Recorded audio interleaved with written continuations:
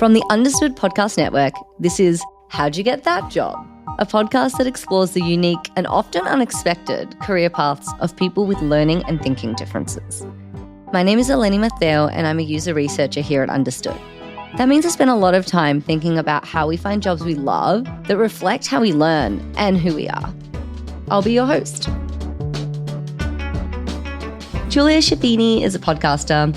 She is one of the founding members of the podcast collective Multitude. She is also a co-host and producer of Spirits, which is a queer mythology and folklore podcast told through a feminist lens. Julia is also a sound designer for a variety of fiction podcasts, and she also has ADHD. So welcome to the show, Julia. Thank you so much for having me. I'm so excited to talk. Yeah, I'm excited too. It does feel a little bit meta interviewing a fellow podcaster about podcasting as a job. So in the introduction, I mentioned you have a podcast collective. Mm-hmm. Can you explain what that means? Sure. Basically, as a collective, we are a bunch of different shows who share similar resources and are able to promote each other from within. So it's basically like, if you ever think of like a commune, we're like a podcast commune in that sense. I love that analogy. Cool. And what is the collective about? So at Multitude, we are all about talking about topics that we love, but in a complex way. Like we're able to kind of acknowledge the fact that not all of these things that we love are perfect. And so we can lovingly criticize them in ways that, one, show how much we love those topics, and also, two, allow us to have conversations and build communities around them. So anything from like basketball to Dungeons and Dragons to mythology, we just try to cover all of our bases about things that we're passionate about. Yeah, I particularly love the mythology element. My family is from Cyprus, so definitely grew up listening to a lot of mythology and learning about it. What prompted you to start the collective? Were you already into podcasting? How did it all start? So we started with our show Spirits, which is the mythology podcast. And that kind of started after I and one of my best friends who I've known since I was 5, we both graduated college. I had moved back to New York, and we were just in really like dead-end jobs, really not enjoying ourselves. So we would meet every night at a bar, and we would just talk about stuff that we loved to talk about. So it would be stuff like, let's talk about the meaning of death and why we're all so obsessed with it. And from there, we were just having these conversations, and I was like, I feel like other people would be somewhat interested in these conversations, and they're conversations that we both love talking about. Why not make a podcast about it? Because at that point I had been listening to podcasts, and it seemed like something that was doable at the time. And so we kind of like brainstormed, we chatted about it for a couple weeks, and then I came up with the name Spirits. And I remember jotting down what would become the logo on a napkin. And I looked at my friend and I was like, oh no, now we have to do this. Now that we've created the vision of it, we're going to have to do it. Wow. So it sounds like it came more so from just really enjoying having conversations and then thinking, oh, maybe other people would enjoy listening to this as well. I mean, like, that's such an ADHD thing, right? Is being like, I just love talking about this thing and I want to share it with everyone else. I want everyone else to know how much this thing is so cool. And that's like been my kind of hyper focus since I was 8 and I picked up Edith Hamilton's mythology way too young. And I was just like, do you guys know about Cleite? She's the reason that there's sunflowers. And everyone's like, what are you talking about? I was actually going to ask if you saw any connection with your ADHD and this interest, both in podcasting and in mythology in general, or any of the other topics you talk about. How does it play a role? So it's really interesting because I think the reason that I got into podcasts is that my ADHD makes it very difficult to just sit in silence and do things. And sometimes music almost feels too distracting, but I can put on a podcast and zone out the voices a little bit and sometimes pick up little things. And it makes it so much easier to read or research or write at the time. So I think when I was in college and I started listening to podcasts for the first time, that was a way of me being able to channel, to focus, was having that kind of background noise, background buzz at the time. And also because people were telling fascinating stories, or I was learning really interesting things while listening to podcasts in those moments where I could tune back in and be like, oh yeah, that is really interesting. I love that imagery, that kind of thing. Yeah. That's interesting. So in a way, it was like a coping mechanism to help you focus. Yeah, but then you yeah. were also simultaneously able to learn while that was happening. So while I was looking into this interview, I was reading that the word podcast actually comes from the word iPod and broadcasting combined, which I didn't know. Being a podcaster wasn't always a thing, right? That's like a pretty newish for our times path. But did you always want to be like some sort of broadcaster? Oh, God, no. I hated the sound of my voice for an extremely long time. I graduated with a degree in history and religious studies. And I like to joke that the religious studies part of my degree was a complete accident because it kind of was. I had to take a forced elective. They're like, all right, you have to choose between these two classes. And one was like ethics in biology. And I was like, I have no interest in that whatsoever. No, thank you. And the other one was like comparative study of cultures. I'm like, that sounds fun and fine. I like fell in love with this professor. She was so cool. And I go up to her at the end of the semester when it's time to pick classes for the next semester. I'm like, oh, professor, what classes are you teaching next semester? And she's like, I'm teaching a class called The Meaning of Death. And I was like, I will see you next semester at The Meaning of Death. And I just kept taking classes with her because it was like the one steady thing in my life at the time, because college was weird. Moving to a new city was weird.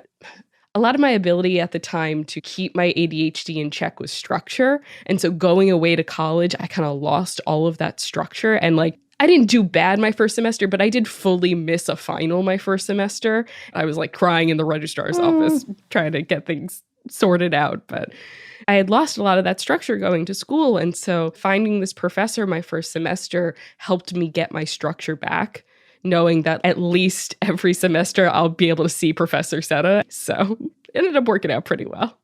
Yeah, I think that idea of people with ADHD struggling once they get to college because of the loss of structure, I hear that a lot in my research, and we actually have had another episode talking about that as well. Yeah. Structure and routine can be really important. So that's a really creative way to have consistency in your life. Yeah. Yeah, I was actually going to ask you. So like you have the collective, you co-host this podcast, you also do the voice acting and the sound design. That sounds like a lot. Like how do you fit that all in? Where do you find the time? Ooh, it is a lot. It super is a lot. I feel like a good way of answering this question is telling you about how I lost my job. Go for it. So we had been doing the podcast as a side thing. And I had transitioned from the kind of dead-end job that I had been in that I was super not enjoying to something that I enjoyed a little bit more. So fast forward, that company got bought out by a much larger supermarket brand. And at the time that happened, they started downsizing, and I had been the kind of lowest level employee in my department. And so I was let go. I was forced to take a step that I had been dreading, but also knew that I wanted to do eventually. So losing my job forced me to become a full-time podcaster. And so circling back to your original question about how did I end up doing all of this different things, I had to start diversifying. I had to start figuring out, okay, well, yes, I'm making a certain amount of money each month from doing that one podcast. Are there other ways that I can be enhancing my skills and making it so that I can be more appealing for different kinds of jobs? And so I started doing the voice acting on the side, which was a lot of fun, and then realized that a lot of these projects that were hiring voice actors were also hiring editors and sound designers. And I was like, I think that's a skill that I could teach myself. And so I did. I just watched a lot of YouTube videos. I downloaded a DAW. A DAW is a digital audio workstation. So if you are recording a podcast or editing a podcast, you're basically going to be doing that on a DAW. And I just started playing around with it. And it was a fun little side project to make weird noises and make cool sounds. And then I finally got someone to be like, oh yeah, you can sound design for me. That would be cool. And then it just blew up from there. We've also had other people on the podcast that have talked about this drive to teach themselves. Do you think that it relates to your differences at all? Is that just a personality or an attitude thing? I think in my brain, it absolutely is an ADHD thing. There's very few things that I feel like on a day-to-day basis that I can like sit down and be like, okay, I'm going to do this thing. But when my mind makes itself up for me and it says, hey, we're going to learn how to sound design, that's what we do. We just do it. But at the same time, I think also survival instinct kicked in at that point too. It's like, you need to learn how to do this, because if you don't, who knows how long you're going to be able to do this for. I know we talked briefly about sound design, but we didn't really talk about what that is. What is that job? Oh, so sound design, basically, if you're listening to a podcast, particularly a fiction podcast, but any podcast in general, sound design is creating the soundscape, basically, the things that you're hearing that aren't the voices or the effects that are on the voices. So for instance, one of the first projects that I sound designed was a fiction show called Janus Descending, which is basically about two biologists who go to a planet, encounter an alien there, things do not go well. So basically like fun science fiction horror is a great way of describing it. But it was my job to create the sounds of that alien planet, the sounds of them communicating through the radios and stuff like that. That's cool. The aliens themselves. Yeah. And so you mentioned that it was partly out of necessity, but it also sounds like you get a lot of variety. Is that something that you are also seeking, or did it just happen that way? Oh man, no, my brain loves variety. I've been thinking about this a lot. And the idea that my brain cycles through excitement about the projects that I'm working at. So you'd be like, all right, Spirits, for instance, is a weekly show. But sound design is a really intense project 90% of the time, and can be a little daunting when you're getting towards the end of a season and you're like, all right, God, I know it's going to take me like 4 hours just to design this 2-minute scene. So you got to get through it. And so I'll go through a phase where I'm doing 3 to 4 months of intense sound design, and then I'm taking a break until the next project starts. And by the time that 3-month period of the break is over, my brain is like, are we sound designing again? Because I really want to sound design again. So it's just letting my brain recharge again. That's interesting. So it sounds like you have more of a monthly or a quarterly cycle of the kind of work you do rather than a weekly. Because do you have like a typical week, or does it really depend on where you are along those particular project cycles? Because I have like weekly shows that go out, I do have like a typical Monday we do this, Tuesday we do this, release days Wednesday, prep for new episode Thursday, et cetera, et cetera. When I'm doing other projects on top of that, that's when the schedule fluctuates, which is actually very good for me. I think that one of the best parts about working from home and also creating your own schedule, like as a podcaster, is that I can take breaks when I know that my brain is just not into it that day. And then there's some days where it's like, all right, schedule dictates that this thing needs to get done. And then the rest of the day is yours, do with it what you will. And those are the days where I feel like I can take a break and I can move on and I can read a book or play a video game and let my brain decompress for the day before we get into another day where it's like, all right, we're going to do full day, cycle through, hyper focus, let's go. So Julia, when did you find out that you had ADHD? So I was diagnosed at a fairly young age. I skewed more towards inattentive than hyperactive, but I did end up going to therapy and stuff as a young kid, and that taught me a lot of coping mechanisms that really helped me succeed from elementary school to high school. In terms of how that affected me, I guess, I know that you guys talk about like co-occurrence with anxiety and depression quite a bit. End of high school tended to be where that was kind of starting to happen, where I was starting to feel anxiety a lot more and my depression a lot more, to the point where I was always very into supernatural stuff and also like superhero stuff a lot when I was a teenager. So I like jokingly in my head told myself I must have a superpower because I must have like premonitions or precognition or something like that, because why would I just be nervous about something when nothing around me was happening? So that was funny, at least looking back on hindsight. And then as an adult, I finally managed to convince my primary care physician. I got diagnosed with ADHD as a kid. Do you think that there is a way that as an adult now I can get medicated? Because this was like during the period of time where I'd been trying to transition into podcasting full time. And I was like, I have no structure now. I don't know how to act or create structure on my own outside of an office space. I need to talk to someone about this. I need to like do something about this. And so he finally gave me the information for a neurologist, and we like went through the process, which it was a very smooth process. And it changed my life in the sense that I finally was able to create structure on my own without so much difficulty and like trying to force myself to create a structure. I could do it and feel good about that and focus on the things that I needed to focus on. So that was huge, kind of getting that adult diagnosis and finally medicated. Yeah. How do you find that the depression, anxiety, and ADHD interact? I think a lot of times for me, the rejection sensitivity part of ADHD can trigger the depression. And mine tends to like comes in waves. So I'll be like 2 weeks where I'm really good and then 2 weeks where I'm down. And again, that's why we created that brick wall scenario. My therapist and I, she's like, listen, even if half the wall gets broken down, half the wall is still there.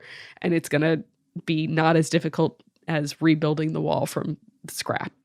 And then the anxiety, again, it's just those like kind of spiraling thoughts, which I think is made worse by ADHD sometimes. Like I will be laying in bed and you just can't shut off your brain. And when it's anxiety mode plus the ADHD spiral, that's a rough time.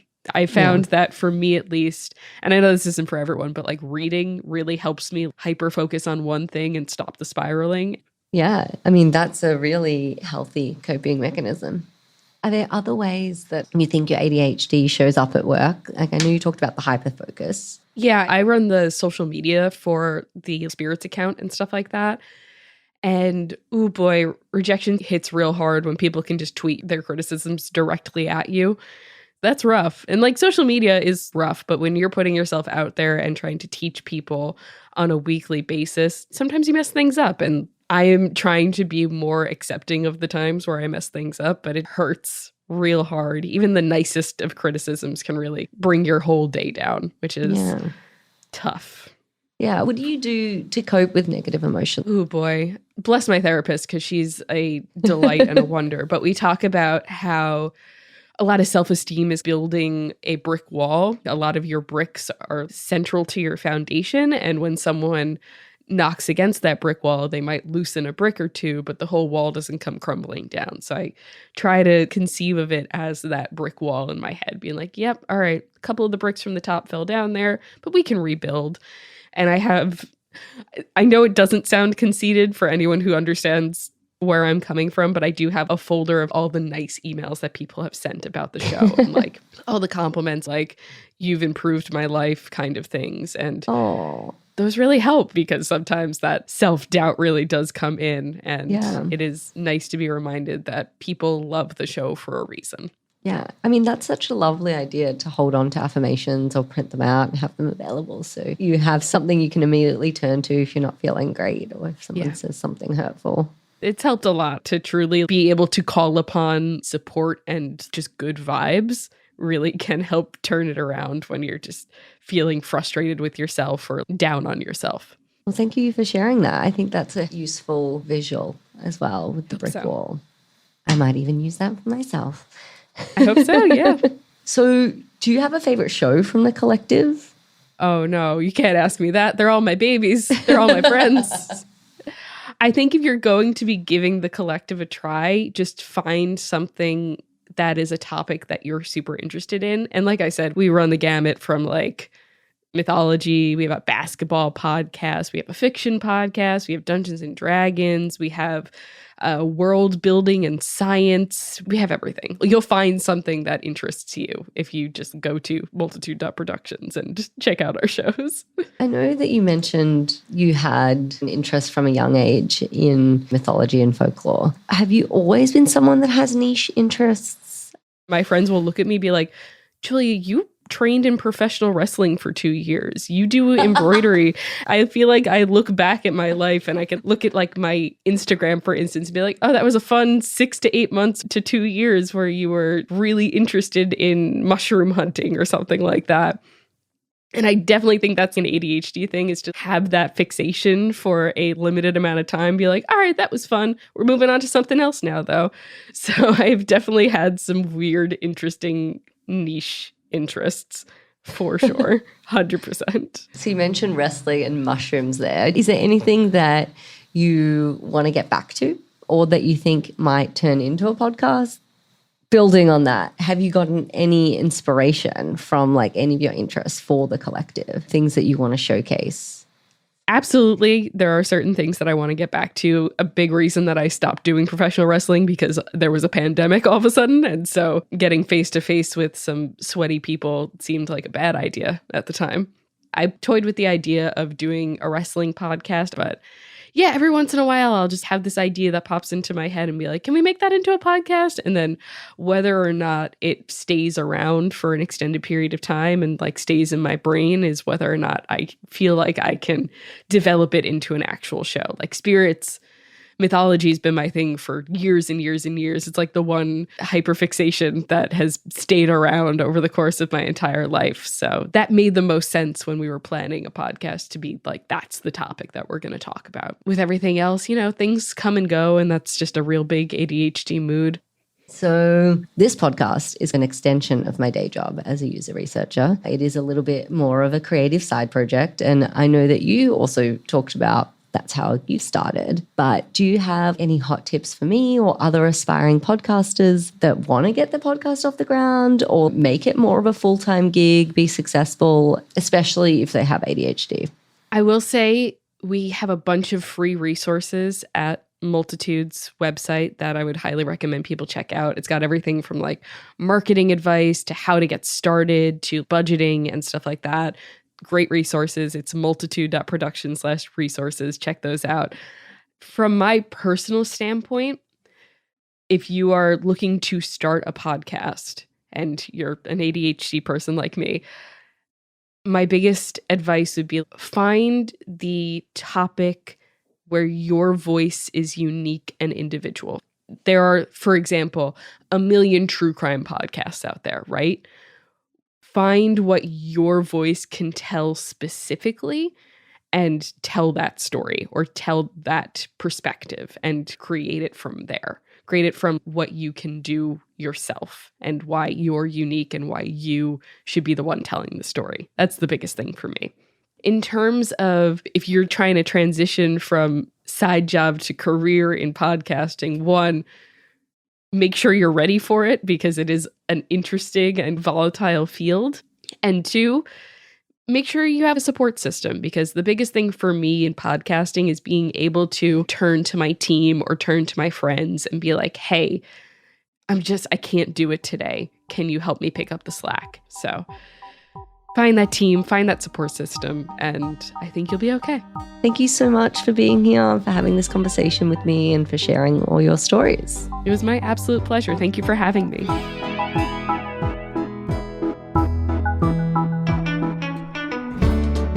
This has been How'd You Get That Job, a part of the Understood Podcast Network. You can listen and subscribe to How'd You Get That Job on Apple, Spotify, or wherever you get your podcasts. And if you like what you heard today, tell someone about it. How'd You Get That Job is for you, so we want to make sure you're getting what you need. Go to u.org/thatjob to share your thoughts and to find resources from every episode. That's the letter U as in understood.org/thatjob.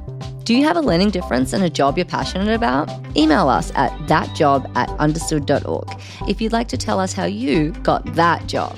We'd love to hear from you. As a nonprofit and social impact organization, Understood relies on the help of listeners like you to create podcasts like this one to reach and support more people in more places. We have an ambitious mission to shape the world for difference, and we welcome you to join us in achieving our goals. Learn more at understood.org/mission.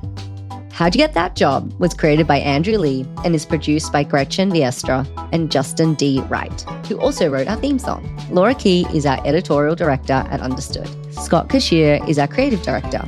Seth Melnick and Brianna Berry are our production directors.